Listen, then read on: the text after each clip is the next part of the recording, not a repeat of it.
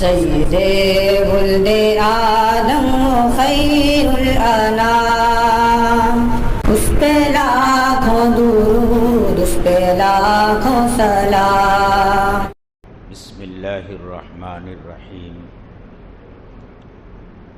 الحمد للہ رب العالمین، والصلاة والسلام علی سید المرسلین وعلى آلہ واصحابہ اجمعین، اما بعد فاعوذ باللہ من الشیطان الرجیم، بسم اللہ الرحمن الرحیم۔ قل ان صلاتي ونسكي ومحياي ومماتي لله رب العالمين، صدق الله العظيم۔ وقال النبي صلى الله عليه وسلم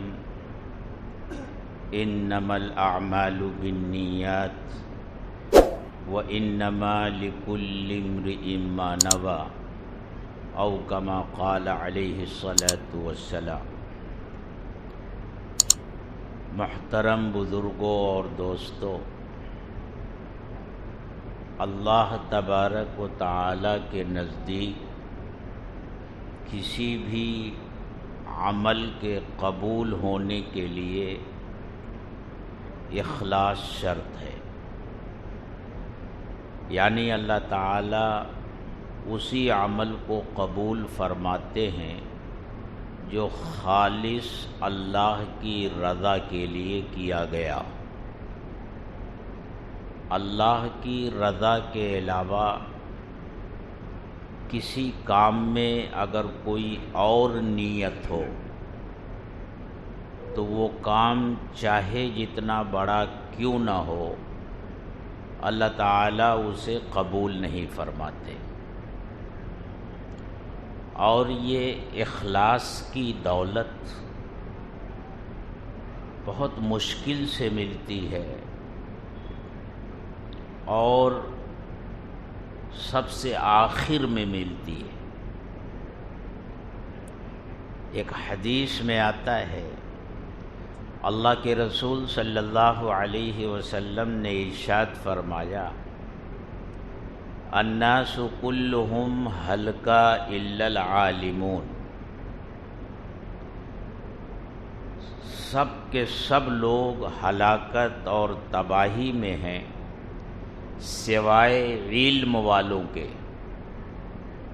والعالمون کلہم ہلکا الا العاملون، اور علم رکھنے والے سب کے سب تباہی میں ہیں سوائے ان کے جو علم کے مطابق عمل کرتے ہیں۔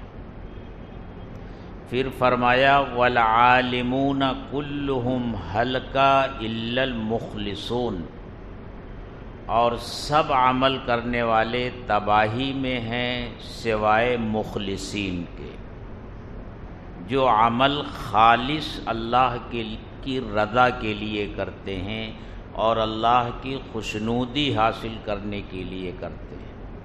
اور پھر آگے فرمایا والمخلصون علی خطر عظیم، اور اخلاص والوں کے لیے قدم قدم پہ خطرات ہوتے ہیں، قدم قدم پر مشکلات ہوتی ہیں، شیطان ان کے راستے میں جگہ جگہ حائل ہوتا ہے۔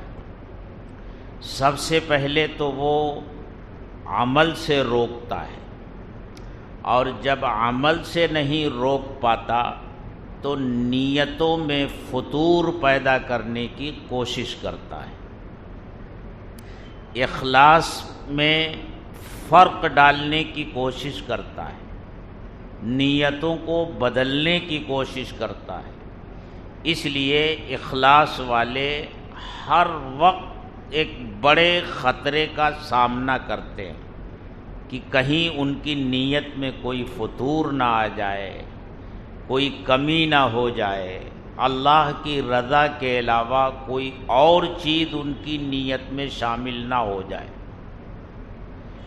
اس لیے اللہ تعالیٰ نے حضرت محمد الرسول اللہ صلی اللہ علیہ وسلم کی زبان مبارک سے یہ کہلوایا کہ اے حبیب آپ یہ کہہ دیجئے ان صلاتی و نسکی و محیای و مماتی للہ رب العالمین، میری نماز، میری قربانی، میرا جینا، میرا مرنا سب کا سب اللہ رب العالمین کے لیے ہے۔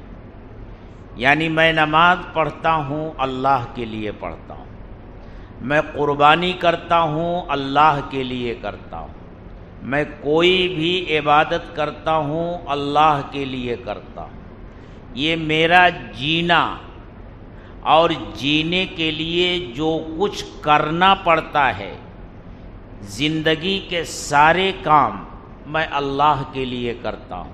میری زندگی اللہ کے لیے ہے، اور زندگی جینے کے لیے جتنے مشاغل ہیں، جتنے کاروبار ہیں، یہ سب اللہ کے لیے ہیں۔ میرا مرنا بھی اللہ کے لیے ہے۔ یہ آپ کی زبان مبارک سے کہلوایا گیا۔ اور اخلاص ہمارے یہاں ایک بڑی آسان سی بات ہے جو کہہ دی جاتی ہے، اور بڑی آسانی سے کہہ دی جاتی ہے۔ جب کسی آدمی کا تعارف کرایا جاتا ہے، یہ فلاں صاحب ہیں، فلاں مدرسے میں پڑھاتے ہیں، بڑے مخلص ہیں، یہ ہمارا ساتھی ہے، جماعتوں میں جاتا ہے، بڑا مخلص ساتھی ہے، یہ فلاں صاحب ہیں، بڑے مخلص ہیں۔ یعنی پہلے نمبر پر ہی مخلص ہونے کا تمغہ پیشانی پر لگا دیا جاتا ہے۔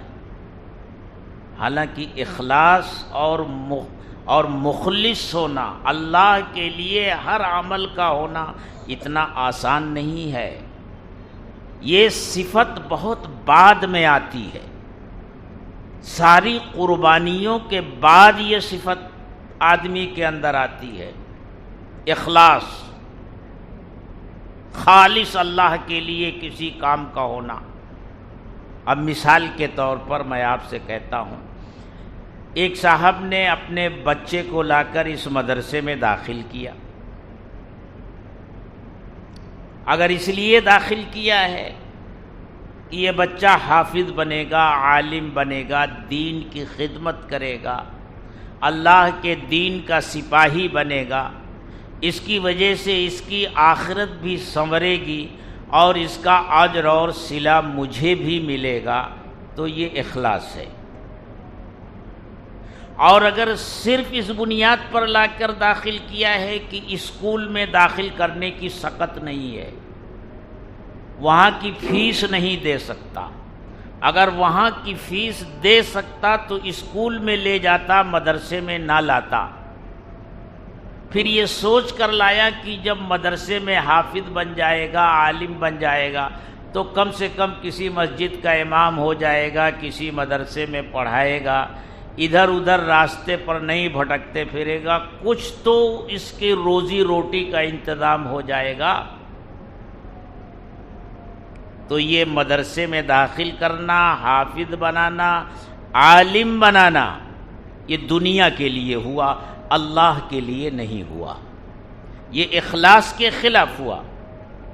اسی طرح ایک جماعت کہیں سے آئی، مسجد میں ان کا بیان ہوا، اور اس بیان میں یہ کہا گیا کہ جو اللہ کے دین کے راستے پر چلتا ہے تو اللہ تعالیٰ اسے آخرت میں بھی نوازتا ہے اور دنیا میں بھی اس کے بگڑے ہوئے کام بناتا ہے، اس کی روزی میں وسعت پیدا کرتا ہے، اس کی پریشانیاں اور تکلیفیں دور کرتا ہے۔ اب ایک بندے کی سمجھ میں بات آئی کہ بھئی اللہ کے راستے میں جانے میں پریشانیاں دور ہو جائیں گی، روزی روٹی کا مسئلہ حل ہو جائے گا، جو تکلیف ہے وہ دور ہو جائے گی۔ وہ اس نیت سے جاتا ہے کہ میں واپس آؤں گا تو جو میرے دنیا کے مسائل ہیں وہ حل ہو جائیں گے، جو رزق کی تنگی ہے وہ حل ہو جائے گی، کاروبار میں جو پریشانی ہے وہ حل ہو جائے گی، تو اللہ کے راستے میں اس کا یہ جانا اللہ کے لیے نہیں ہے، دنیا کے لیے ہے۔ اللہ اسی عمل کو قبول فرماتے ہیں جو خالص اللہ کے لیے کیا جائے، اس میں کسی اور غرض کا شائبہ نہ ہو، کوئی اور نیت نہ ہو۔ تو یہ صفت اخلاص والی بہت بعد میں آتی ہے، اور پھر جب بندے کے اندر اخلاص پیدا ہو جاتا ہے تو اللہ تبارک و تعالی اس کے چھوٹے چھوٹے عمل کو قبولیت کے اس مقام پر پہنچا دیتا ہے جہاں اخلاص کی کمی کی وجہ سے بڑے بڑے عمل نہیں پہنچ سکتے۔ اس لیے ہر ایمان والے کو ہر کام کرتے وقت اپنی نیت کا محاسبہ کرتے رہنا چاہیے اور اپنی نیت کا جائزہ لیتے رہنا چاہیے، شروع میں بھی، درمیان میں بھی اور آخر میں بھی۔ یعنی جب وہ کام شروع کرنے جا رہا ہے تو اپنی نیت کا جائزہ لے کہ یہ کام کس لیے میں کر رہا ہوں، اس میں میری نیت کیا ہے۔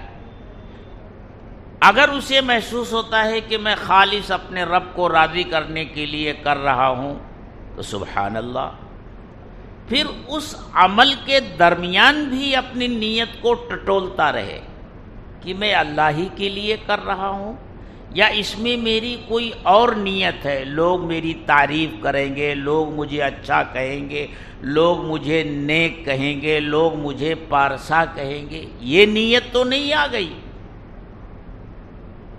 اگر ابھی نیت میں کوئی فطور نہیں آیا ہے تو اللہ کا شکر ادا کرے، اور جب کام کر چکے تو ایک مرتبہ پھر جائزہ لے کہ یہ جو کام میں نے کیا ہے یہ اللہ ہی کے لیے کیا ہے، اللہ کو راضی کرنے کے لیے کیا ہے، یا اس میں میری کوئی اور نیت بھی شامل ہو گئی۔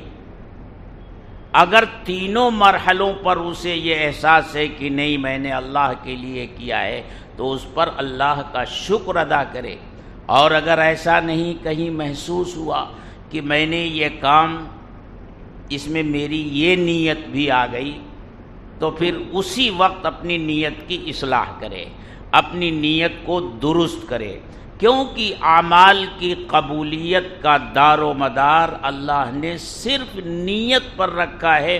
بندہ جس نیت جس ارادے سے کام کرتا ہے اسی کے مطابق اللہ کا فیصلہ ہوتا ہے۔ حضرات صحابہ کرام رضوان اللہ تعالی علیہم اجمعین کی جو خاص صفت تھی، جس کی بنیاد پر انہیں اتنا اونچا مقام اور مرتبہ ملا، اگر ایک طرف اللہ کے رسول صلی اللہ علیہ وسلم کی صحبت کا حاصل ہونا تھا، یہ اتنی بڑی نعمت تھی کہ جو صحابہ کے علاوہ کسی کو نہیں ملی، تو دوسرا وصف ان کا اخلاص تھا، ان کا ہر عمل اللہ کے لیے تھا۔ اسی بنیاد پر اللہ نے ان کے مقام اور مرتبے کو اتنا بلند فرمایا، یہاں تک کہ ایک مرتبہ اللہ کے رسول صلی اللہ علیہ وسلم نے ارشاد فرمایا کہ اے لوگو سنو، اگر تم احد پہاڑ کے برابر سونا خرچ کرو، احد پہاڑ کتنا بڑا ہے،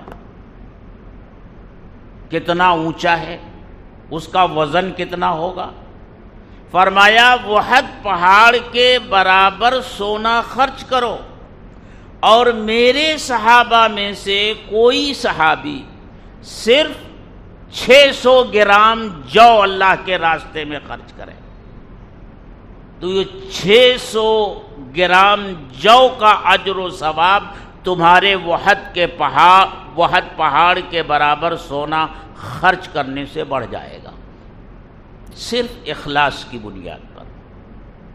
صحابہ اخلاص کے جس اعلیٰ مقام پر تھے اس مقام تک کوئی نہیں پہنچ سکتا۔ کہنے کا مطلب یہ ہے کہ بندے کا اخلاص جتنا بڑھتا جاتا ہے اللہ کے نزدیک اس کے عمل کی قدر و قیمت بھی اتنی بڑھتی جاتی ہے۔ واقعہ آپ حضرات نے سنا ہوگا صحابہ کے اخلاص کا، کہ حضرت علی رضی اللہ تعالی عنہ کا مقابلہ ایک دشمن سے ہوا، آپ نے اس کو پچھاڑ دیا، اس کے سینے پر سوار ہو گئے اور بس چاہتے تھے کہ اس کو قتل کر دیں، کہ اس نالائق نے حضرت علی رضی اللہ تعالی عنہ کے چہرے پر تھوک دیا۔ ہونا تو یہ چاہیے تھا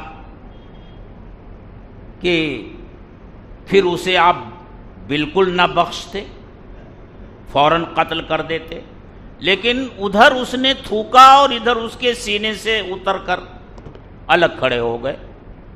اس کو تعجب ہوا، اس نے کہا کہ آپ تو مجھے قتل کرنے والے تھے، میں نے آپ کے چہرے پر تھوک دیا، اس کا تقاضا یہ تھا کہ اگر آپ کے دل میں میرے بارے میں کسی گوشے میں رحم کا کوئی شائبہ ہوتا بھی تو وہ ختم ہو جاتا اور آپ مجھے ضرور قتل کر دیتے، لیکن یہ تو الٹا اثر میں دیکھ رہا ہوں کہ آپ الگ کھڑے ہو گئے۔ حضرت علی رضی اللہ تعالی عنہ نے ارشاد فرمایا، پہلے میں تجھے صرف اللہ کی رضا اور اس کی خوشنودی حاصل کرنے کے لیے قتل کرنے والا تھا، لیکن جب تو نے میرے اوپر تھوکا تو مجھے غصہ آ گیا۔ اب اگر میں تجھے قتل کرتا تو اللہ کی رضا میں میرا غصہ بھی شامل ہو جاتا، گویا میں اسے اپنے غصے کے لیے تجھے قتل کرتا اور یہ میری نیت میں فتور آ جاتا، اس لیے میں نے تجھے قتل نہیں کیا۔ اتنا اہتمام تھا ہمارے اکابر اور صحابہ کے دلوں میں اخلاص کا کہ کوئی عمل محض اللہ کے لیے ہی ہونا چاہیے۔ اور میں بار بار یہ کہتا ہوں کہ ہم ہندوستانی مسلمانوں کو اس بارے میں اللہ تعالیٰ نے بہت ہی خوش نصیب بنایا ہے کہ ہمارے اس ملک میں جو اللہ والے پیدا ہوئے، جو بزرگان دین پیدا ہوئے، جو علماء کرام پیدا ہوئے، جب ہم ان کی زندگیوں کا مطالعہ کرتے ہیں تو صحابہ کرام رضوان اللہ تعالی علیہم اجمعین کے اخلاص کی جھلک نظر آتی ہے۔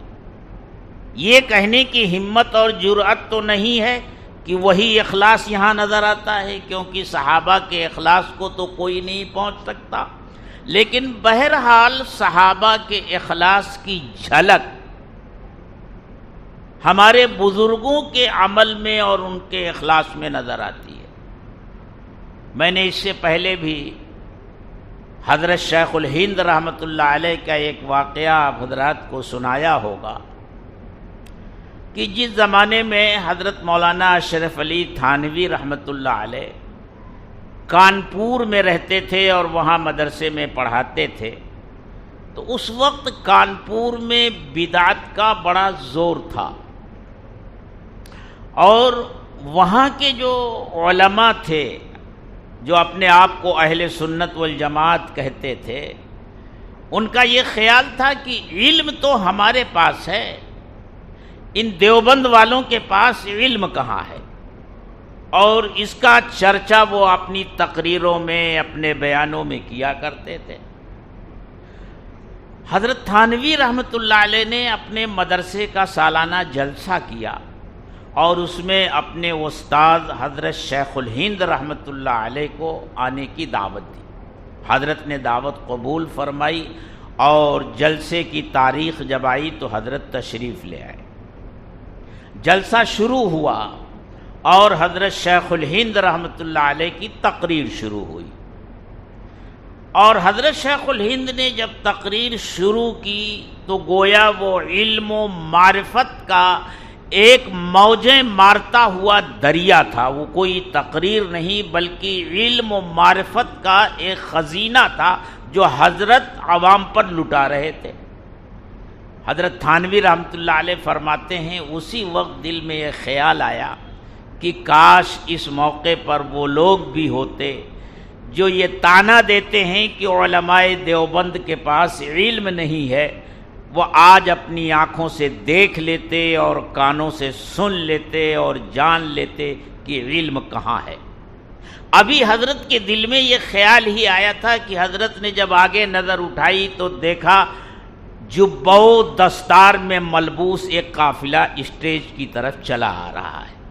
حضرت بہت خوش ہوئے۔ وہ حضرات جب اسٹیج پر آئے اور اسٹیج پر آ کر بیٹھے تو دفعتاً حضرت شیخ الہند رحمۃ اللہ علیہ خاموش ہو گئے، تقریر کرتے کرتے چپ ہو گئے۔ حضرت تھانوی کے دل میں یہ بات آئی، یہی تو موقع تھا بولنے کا، اور حضرت چپ ہو گئے۔ کیوں چپ ہو گئے؟ پانی دیا کہ شاید گلا خشک ہو گیا ہو، پانی نہیں لیا، پریشان ہو گئے اور حضرت خاموش کھڑے ہیں۔ حضرت تھانوی رحمۃ اللہ علیہ نے اٹھ کر عرض کیا کہ حضرت یہی موقع تھا تقریر کے جاری رکھنے کا۔ یہ وہ لوگ ہیں جو یہ طعنہ دیتے ہیں کہ علماء دیوبند کے پاس علم نہیں ہے، آج یہ اپنے کانوں سے سن لیتے اور دیکھ لیتے کہ علم کہاں ہے۔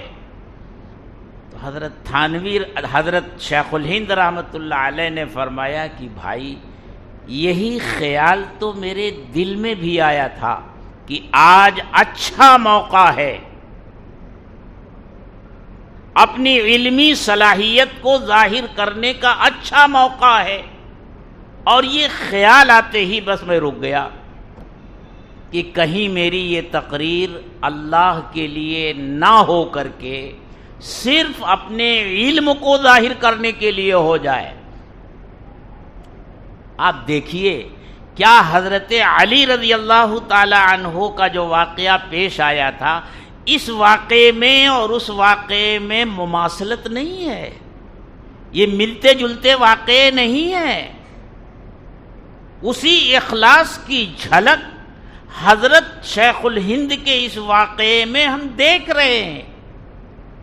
تو اللہ تعالیٰ نے ہمارے اس ملک میں ہمیں جو اللہ والے عطا کیے، بزرگان دین عطا کیے اور اولیاء اللہ عطا کیے، اس سلسلے میں ہندوستان کے مسلمان بڑے خوش نصیب ہیں، بڑے خوش نصیب ہیں۔ جن لوگوں کی نظر تاریخ پر ہے وہ اچھی طرح جانتے ہیں کہ اس معاملے میں ہندوستان دنیا کے بہت سے اسلامی ملکوں سے زیادہ خوش نصیب ہے۔ اللہ تعالیٰ نے ایسے ایسے اپنے بندے اس ہندوستان میں ہمارے لیے بھیجے ہیں۔ حضرت مولانا سید حسین احمد مدنی رحمۃ اللہ، ان کے انتقال پر جب الجمیت کا خاص نمبر شیخ الاسلام نمبر شائع ہوا تو اس وقت کے ہندوستان کے چوٹی کے علماء اور بزرگوں نے اپنے تاثرات قلم بند کیے اور ان کے مضامین شائع ہوئے۔ اس میں ایک مضمون آج بھی شامل ہے حضرت مولانا ابو الحسن علی ندوی رحمۃ اللہ علیہ کا۔ حضرت مولانا ابو الحسن علی ندوی رحمۃ اللہ علیہ نے اس میں اسی موضوع پر بحث کی ہے کہ حضرت شیخ الاسلام کی بہت سی خصوصیات ہیں۔ وہ مجاہد تھے، وہ محدث تھے، وہ مفسر تھے، وہ پیر طریقت تھے، سب کچھ تھے، لیکن اخلاص کے جس اعلیٰ مقام پر حضرت شیخ الاسلام تھے وہ خال خال لوگ وہاں نظر آتے ہیں۔ اور مفکر اسلام نے اسی جگہ پر لکھا ہے کہ اخلاص کی دولت بڑی مشکل سے ہاتھ آتی ہے، ہمارے یہاں یہ آسان ہو گیا ہے ہر ایک کو مخلص ہونے کا تمغہ دینا، یہ ہمارا مخلص ساتھی ہے، یہ ہمارا مخلص ساتھی ہے، یہ مخلص عالم ہے، یہ مخلص طالب علم ہے، یہ فلاں ہے، یہ فلاں ہے۔ فرمایا سب سے بعد میں اخلاص کی دولت ملتی ہے. بہت پاپڑ بیلنے کے بعد اخلاص کی دولت نصیب ہوتی ہے. ہر عمل خالص اللہ کے لیے ہو جائے یہ بہت مشکل سے ملتا ہے، اور اللہ تعالیٰ کا معاملہ بھی اپنے بندوں کے ساتھ ان کی نیتوں کے مطابق ہوتا ہے.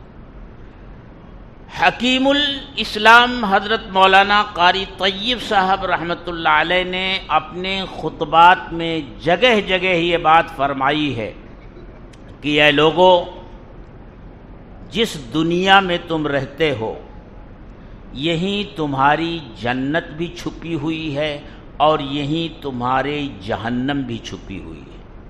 یہ تمہارے اپنے ہاتھ میں ہے کہ تم اس دنیا سے اپنی جنت نکال لو، اور یہ بھی تمہارے ہاتھ میں ہے کہ تم اس دنیا سے اپنے جہنم کا سامان بھی پیدا کر لو.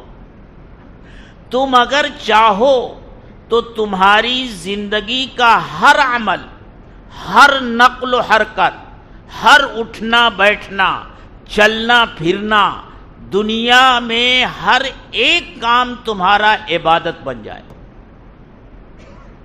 اور اگر تم چاہو تو تمہارا کوئی عمل عبادت نہ بننے پائے، نہ تمہاری نماز عبادت بنے، نہ تمہاری زکوٰۃ عبادت بنے، نہ تمہارا روزہ عبادت بنے، نہ تمہارا حج عبادت بنے.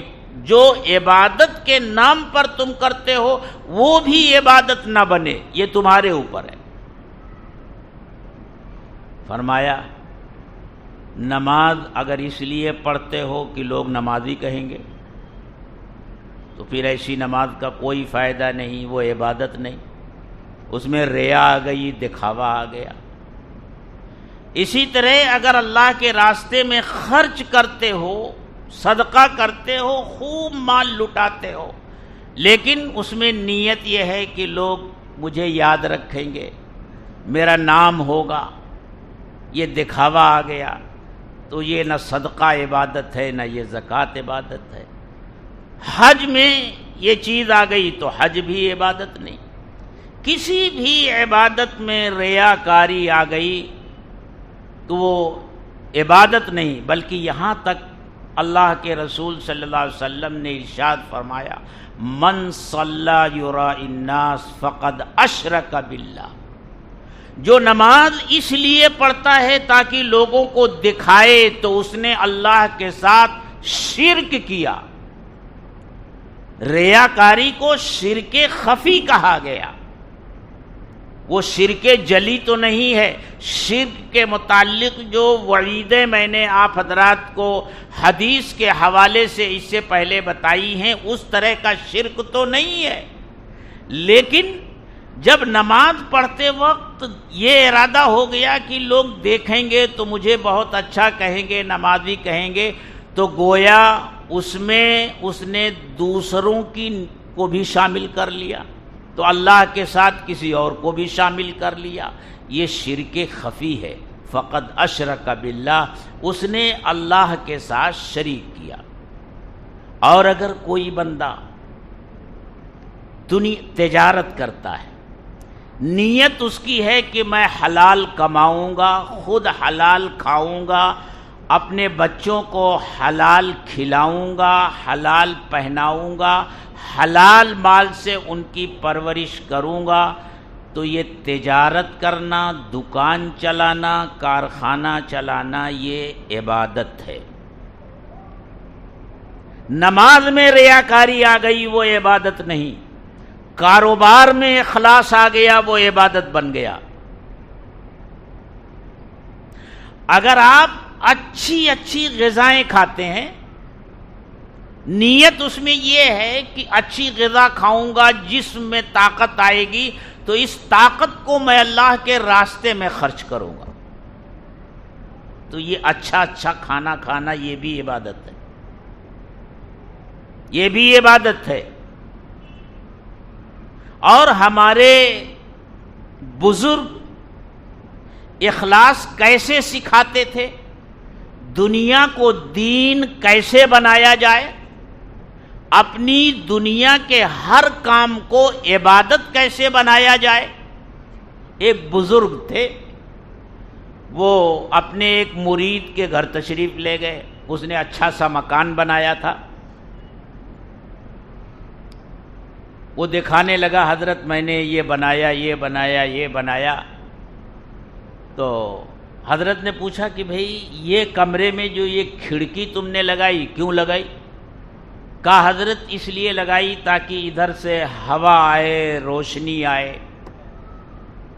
تو حضرت نے فرمایا اگر تم یہ نیت کر لیتے کہ کھڑکی اس لیے کھول رہا ہوں تاکہ ادھر سے اذان کی آواز آئے گی، مسجد اس رخ پر ہے، ادھر سے اذان کی آواز آئے گی، تو تمہارا یہ کھڑکی کھولنا عبادت بن جاتا. ہوا تو پھر بھی ملتی، روشنی تو پھر بھی ملتی، لیکن تمہارا یہ کھڑکی کھولنا بھی عبادت بن جاتا. اسی لیے میں بار بار کہتا ہوں کہ علم تو کتابوں سے مل جاتا ہے، لیکن عمل کا ذوق بزرگوں کی صحبت سے ملتا ہے. عمل سیکھنا پڑتا ہے، وہ بزرگوں کی صحبت سے ملتا ہے. بھئی یہیں سراج العلوم کا ایک جلسہ تھا. حضرت مولانا قاری سید صدیق احمد باندوی رحمۃ اللہ علیہ جب تک حیات رہے کم و بیش ہر سال جلسے میں یہاں تشریف لاتے تھے. اسی موضوع پر حضرت کی تقریر ہو رہی تھی اور حضرت نے ایک بات فرمائی، اگر اللہ نے تمہیں مال و دولت دی اور تمہیں اپنے استعمال کے لیے ایک کار خریدنی ہے، خریدو کار، قیمتی سے قیمتی کار خریدو، لیکن اس کے خریدنے کے وقت بس ایک نیت کر لو، جس طرح میری یہ گاڑی میرے اپنے کام میں استعمال ہوگی، اللہ کے راستے میں بھی یہ گاڑی استعمال میں آئے گی. دین کی کوئی ضرورت پیش آ گئی تو میری یہ گاڑی وہاں بھی استعمال ہوگی، تو یہ گاڑی خریدنا بھی تمہارے لیے عبادت بن جائے گا.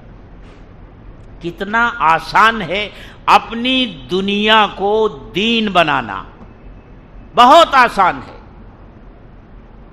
اسی لیے حضرت مولانا مفتی محمد تقی عثمانی مد ظلہ العالی نے اپنے شیخ حضرت ڈاکٹر عبدالحی رحمۃ اللہ علیہ کا ایک واقعہ ذکر کیا اور ارشاد فرمایا کہ حضرت یہ فرمایا کرتے تھے کہ دیکھو جب صبح میں فجر کی نماز پڑھو تو اس وقت خاص طور سے اللہ سے ایک دعا کیا کرو، اور پھر قرآن کریم کی یہی آیت حضرت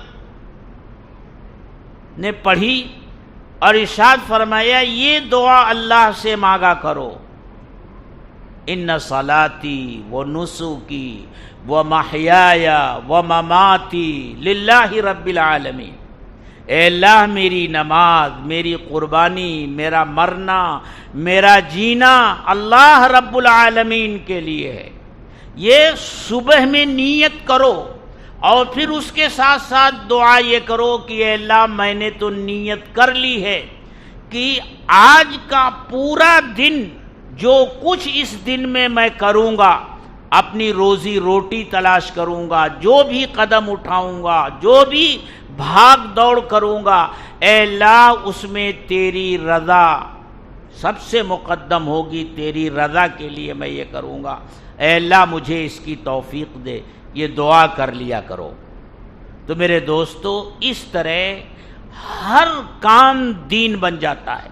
اسی لیے حکیم الاسلام فرمایا کرتے تھے کہ اسی دنیا سے تم اپنی جنت نکال سکتے ہو، اسی دنیا سے تم اپنی جنت نکال سکتے ہو. ہمارے بزرگوں کے بڑے عجیب و غریب واقعات اس سلسلے میں آتے ہیں، اور اسی طرح ریاکاری کے تعلق سے بھی بڑی سخت وعیدیں. اللہ تعالیٰ بڑے سے بڑا عمل قبول نہیں فرماتے. میں نے بارہا یہ واقعہ حدیث کا آپ حضرات کو سنایا ہے، بخاری کی روایت ہے کہ اللہ تعالیٰ ایک عالم ایک سخی اور ایک مجاہد کو صرف اس لیے جہنم میں ڈالیں گے کہ وہ جو کچھ کر رہے تھے وہ ریاکاری کے طور پر کر رہے تھے، لوگوں کو دکھانے کے لیے کر رہے تھے، اخلاص نہیں تھا۔ حدیث میں آتا ہے ایک عالم کو بلایا جائے گا اور اللہ اس سے پوچھیں گے کہ ہم نے تجھے علم کی دولت دی تھی، تو نے کیا کیا؟ وہ عرض کرے گا بال اللہ، میں نے پڑھایا، علم دین کی نشر و اشاعت کی۔ ارشاد ہوگا تو جھوٹا ہے، یہ سب کچھ تو نے اس لیے کیا تاکہ تجھے بڑا عالم کہا جائے اور تیری خوب تعریف لوگ کریں، اور جس ارادے سے تو نے کیا تھا دنیا میں تجھے وہ مل گیا، لوگوں نے خوب تعریفیں کر لی کہ فلاں تو ایسے ہے، ایسے عالم ہے، ایسے عالم۔ فرشتوں کو حکم ہوگا اس کو گھسیٹ کر جہنم میں پھینک دو، اس عالم کو گھسیٹ کر جہنم میں پھینک دیا جائے۔ پھر ایک سخی کو اللہ بلائے گا، ہم نے تجھے مال و دولت سے نوازا، تو نے کیا کیا؟ وہ عرض کرے گا بار الہ، تیرے راستے میں خرچ کرنے کا جو بھی موقع آیا میں نے خوب خرچ کیا۔ ارشاد ہوگا تو جھوٹا ہے، تو نے یہ سب کچھ دکھاوے کے لیے کیا تھا تاکہ لوگ تیرے خرچ کرنے کی تعریف کریں، تجھے سخی کہیں، اور جس ارادے سے تو نے کیا تھا اس کے مطابق لوگ تیری تعریفیں کر چکے۔ فرشتوں کو حکم ہوگا اسے بھی گھسیٹ کر جہنم میں پھینک دو۔ ایک مجاہد کو، شہید کو اللہ تعالیٰ بلائیں گے جس نے اللہ کے راستے میں اپنی جان دی ہوگی، اس سے پوچھیں گے ہم نے تجھے طاقت دی، قوت دی، تو نے کیا کیا؟ وعد کرے گا کہ اے اللہ میں نے تیرے راستے میں جہاد کیا، یہاں تک کہ اپنی جان بھی تیرے دین پر قربان کر دی۔ ارشاد ہوگا تو جھوٹا ہے، تو نے یہ سب کچھ اس لیے کیا تھا تاکہ لوگ تجھے بہادر کہیں، اور وہ کہا جا چکا، حکم ہوگا اسے بھی جہنم میں اٹھا کر پھینک دو۔ اتنے بڑے بڑے عمل لیکن اخلاص نہ ہونے کی وجہ سے اللہ کے نزدیک ان کی کوئی قدر و قیمت نہیں۔ اور آپ جانتے ہیں ایک گنہگار بندہ ہوگا، وہ اپنی ہلاکت اور بربادی سمجھ چکا ہوگا، اللہ تعالیٰ اسے بلائیں گے اور کہیں گے میرے بندے تو نے یہ کیا، یہ کیا، یہ کیا، یہ کیا۔ اعتراف کے سوا کوئی چارہ نہیں ہوگا، وہ اپنے تمام گناہوں کا اعتراف کر لے گا۔ اللہ تعالیٰ پھر ایک پرچی نکالیں گے، یہ لے جا، یہ لے جا، اپنا نامہ اعمال تولوا لے۔ وہ عرض کرے گا بار الہ، اس چھوٹے سے پرزے کا کیا وزن ہوگا؟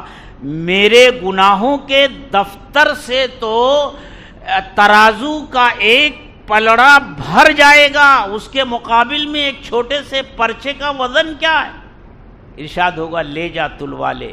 وہ جب لے جا کر تلوائے گا تو گناہوں کا وہ گٹھر، وہ جس سے ایک پلڑا ترازو کا بھرا ہوگا، وہ اٹھ جائے گا، اور یہ ایک کاغذ کا ٹکڑا اور پرزہ جس پلے پر ہوگا وہ جھک جائے گا۔ اس نے اخلاص کے ساتھ کبھی اللہ کا نام لیا ہوگا اور لا الہ الا اللہ محمد الرسول اللہ پڑھا ہوگا، اس پر وہی لکھا ہوگا، تو اس کی برکت سے اللہ تعالیٰ اس کے گناہوں کو معاف فرما دیں گے۔ اخلاص کی یہ قدر و قیمت ہوتی ہے میرے دوستو۔ اسی لیے ضروری ہے کہ ہم جو بھی عمل کریں، عمل کرتے وقت اپنی نیت کا جائزہ لیں کہ میں یہ کام کس لیے کر رہا ہوں، اللہ کو راضی کرنے کے لیے کر رہا ہوں، اللہ کو خوش کرنے کے لیے کر رہا ہوں۔ بس یہی دولت مل جائے تو یہ ایسی دولت ہے جس سے بڑھ کر کوئی دولت نہیں کہ ہمارا ہر عمل اللہ کے لیے ہو جائے، ہمارا اٹھنا بیٹھنا سونا جاگنا، جتنے کام ہم دنیا کے کریں اپنے بچوں کی تربیت کے لیے، ان کی تعلیم کے لیے، یہ سب کچھ اللہ کے لیے ہو، اللہ کی رضا کے لیے ہو، تو یہ ہماری روزانہ کی بھاگ دوڑ یہ بھی دین بن جائے۔ دین بنانے کا آسان نسخہ ہے۔ اسی لیے جانکار جب کوئی کام کرتا ہے تو جو انجان ہوتے ہیں نا، وہ اعتراض کرتے ہیں، اور اس اعتراض کو یہ رخ دیتے ہیں کہ بھائی مولویوں کے تو بائیں ہاتھ کا کھیل ہے، وہ اپنے لیے جو چیز چاہیں جائز کر لیں اور عوام کے لیے ناجائز بنا دیں۔ ایسا نہیں ہے میرے دوستو، علم ایک روشنی ہے، وہ بتاتی ہے کہ ایک کام ایک ہی ہوتا ہے، اس کو اگر آپ صحیح طریقے سے کریں وہ جائز ہو جاتا ہے، اسی کو غلط طریقے سے کریں تو وہ کام ناجائز ہو جاتا ہے۔ جانکار آدمی صحیح طریقے سے کرتا ہے تو اس کے لیے جائز ہوتا ہے، اور انجان آدمی غلط طریقے سے کرتا ہے تو ناجائز ہو جاتا ہے۔ میں نے حضرت شیخ الحدیث رحمۃ اللہ علیہ کی آپ بیتی سے یہ واقعہ بار بار آپ کو سنایا ہے کہ حضرت شیخ الحدیث رحمۃ اللہ علیہ کے والد محترم حضرت مولانا عبدالحی صاحب رحمۃ اللہ علیہ کہتے ہیں کہ نکتہ چینی کرنے والوں کی تو کمی نہیں ہوتی،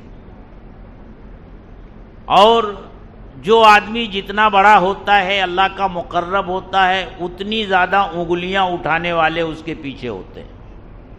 حضرت مولانا عبدالحی صاحب رحمۃ اللہ علیہ کی بھی نکتہ چین تھے، اور ایک صاحب تو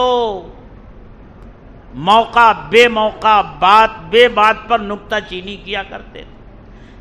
حضرت شیخ الحدیث رحمۃ اللہ علیہ لکھتے ہیں کہ ایک دن والد صاحب کنویں کے پاس بیٹھے ہوئے تھے، اور ان کے شاگرد جو ہے کنویں سے پانی ڈول بھر بھر کر نکالتے تھے اور ان کے سر پر ڈالتے جاتے تھے، دمادم ڈول ڈال رہے ہیں، دمادم ڈول ڈال رہے ہیں۔ اب وہ جو آدمی تھا وہ آ گیا اور کھڑا ہو کر یہ تماشا دیکھنے لگا، کچھ دیر تک دیکھتا رہا، جب برداشت نہیں ہوا تو اس نے کہا، او مولوی جی، ہم کو تو تم سکھاؤ کہ پانی میں فضول خرچی نہیں کرنی چاہیے، اور یہ کیا میں دیکھ رہا ہوں، یہ فضول خرچی ہے کہ نہیں ہے؟ تو حضرت نے اسی کے انداز میں جواب دیا، ارے بھائی جاؤ میں مولوی ہوں۔ اب وہ تو یہ ذہن لے کر چلا گیا کہ یہ مولوی تو اپنے لیے جائز کر لیتے ہیں اور دوسروں کے لیے ناجائز کر دیتے ہیں۔ پھر حضرت شیخ الحدیث رحمۃ اللہ علیہ نے اس کی وضاحت کی کہ حضرت کے اس فرمانے کا مطلب کیا تھا کہ میں مولوی ہوں، کیا مولوی ہونے کی وجہ سے جائز ہو گیا؟ نہیں، فرمایا کہ مولوی ہوں میں، اور میں جانتا ہوں۔ کیا جانتا ہوں؟ کہتے ہیں غسل دو طرح کا ہوتا ہے، ایک غسل ضرورت کے لیے ہوتا ہے، آدمی ناپاک ہو گیا، ناپاکی دور کرنے کے لیے غسل کر رہا ہے تو بس اتنا ہی پانی استعمال کرنا جائز ہے جتنے سے ضرورت پوری ہو جائے اور غسل ہو جائے، اس سے زیادہ استعمال کرنا اسراف ہے، فضول خرچی ہے۔ اور اگر آدمی ٹھنڈک حاصل کرنے کے لیے غسل کر رہا، بھئی گرمی خوب ہے اور اس گرمی سے ٹھنڈک حاصل کرنے کے لیے غسل کر رہا ہے، تو جب تک ٹھنڈک نہ حاصل ہو جائے اس وقت تک پانی استعمال کرتے رہنا اس کے لیے جائز ہے، فضول خرچی نہیں ہے۔ تو اس وقت حضرت جو غسل فرما رہے تھے وہ غسل تبرید تھا، ٹھنڈک حاصل کرنے کے لیے تھا، اس لیے دمادم ان کے اوپر پانی اڈیلا جا رہا تھا، وہ صحیح تھا۔ لیکن وہ بیچارہ جاہل آدمی کیا سمجھے، وہ تو سمجھے کہ یہ مولوی اپنے لیے جائز کر لیتا ہے اور دوسروں کے لیے ناجائز کر دیتا ہے۔ تو میرے دوستو، یہ علم کی باتیں ہوتی ہیں۔ اللہ تعالی ہم سب کو عمل کی توفیق عطا فرمائے۔ وآخر دعوانا الحمدللہ رب